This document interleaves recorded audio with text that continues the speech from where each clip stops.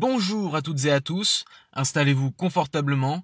À la une de ce journal, Frank McCourt agacé, le PSG intéressé par Alaba et Hernandez, et Ruffier bientôt mis à pied.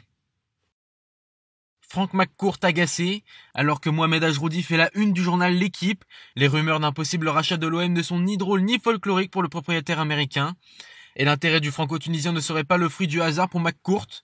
À l'entame de la saison qui verra Marseille renouer avec la Ligue des Champions, la direction veut qu'on laisse le club tranquille.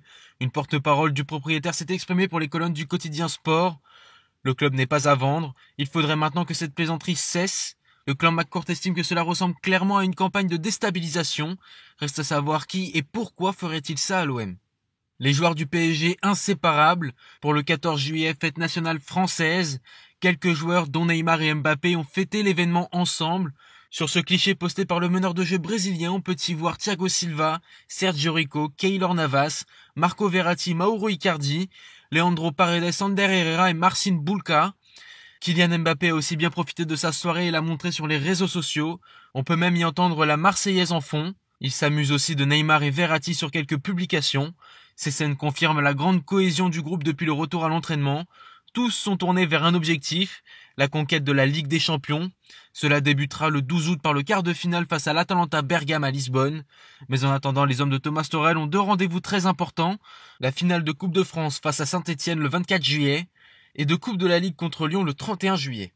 Le PSG discute avec le Bayern.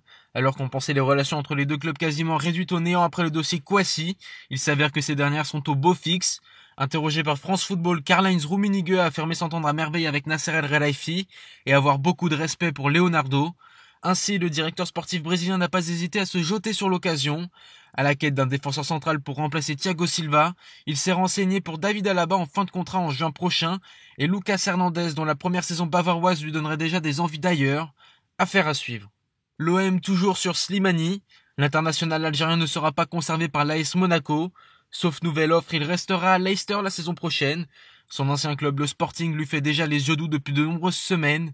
Auteur de 9 buts et 7 passes décisives en 18 matchs, le Fennec intéresse encore l'OM, mais un problème de taille se pose. Le joueur ne serait pas contre un retour en Ligue 1, mais son salaire de 380 000 € par mois pourrait être un frein pour les Phocéens. À un an de la fin de son contrat, les Foxes, eux, en réclament 10 millions d'euros. Et on termine ce journal avec les Verts qui se séparent de Stéphane Ruffier. Gardien de Saint-Etienne depuis 2011, l'histoire semble se terminer entre le club et le joueur. Selon l'équipe, l'ancien gardien des Bleus serait mis à pied depuis lundi, en cause un refus de s'entraîner après le match face à Nice. Non convoqué pour cette rencontre, Ruffier a refusé de participer à la séance de compensation proposée par Claude Puel. Toujours selon l'équipe, l'international français aurait rendez-vous avec la direction ce mercredi. Les tenues de cette entrevue sont encore floues, mais l'avenir de Stéphane Ruffier s'assombrit du côté de Saint-Etienne. C'est tout pour aujourd'hui. Je vous donne rendez-vous demain pour votre nouveau journal. À bientôt sur Foot 01.